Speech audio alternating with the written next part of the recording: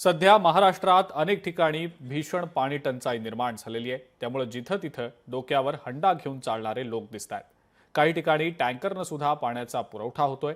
हे तर झालं माणसांचं, पण तिकडे जंगलांमध्ये प्राणी आणि पक्ष्यांच्या घशाला कोरड पडतीये। पाहूयात त्याच संदर्भातला हा स्पेशल रिपोर्ट।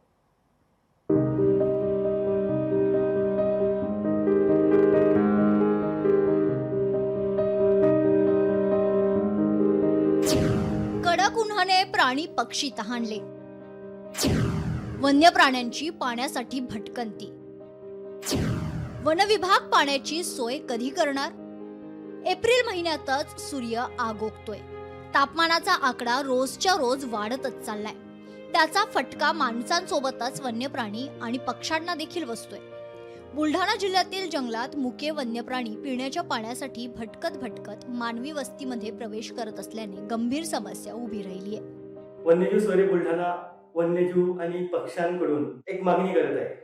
जंगल परिसरात पाणवठ्याची संख्या वाढवावी, तसेच नियमित पाणी टाकावे, जेणेकरून पक्षी आणि वन्यजीवांची भटकंती होणार नाही। बुलढाणा जिल्ह्यात अंबाब्रावा, ज्ञानगंगा आणि लोणार हे 3 अभयारण्य आहेत। शिवाय सातपुड्याने वेढलेल्या जंगलाचा मोठा भागही आहे।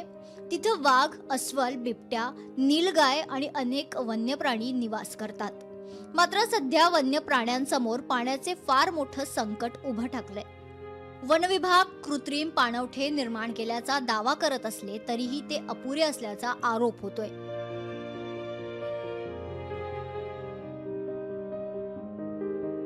एकतर जंगलात निर्माण केलेले पाणवठे अपुरे आहेत, तर दुसरीकडे त्यात रोजच्या रोज पाणी टाकलं जात नाही। त्यामुळे या पाणवठ्यांवर दररोज पाणी टाकणं अत्यंत गरजेचं आहे। शिवाय पाणवठ्यांची संख्या वाढवून प्राण्यांसाठी पाण्याची व्यवस्था करणं देखील तितकंच गरजेचं आहे। संदीप शुक्ला, लोकशाही मराठी, बुलढाणा।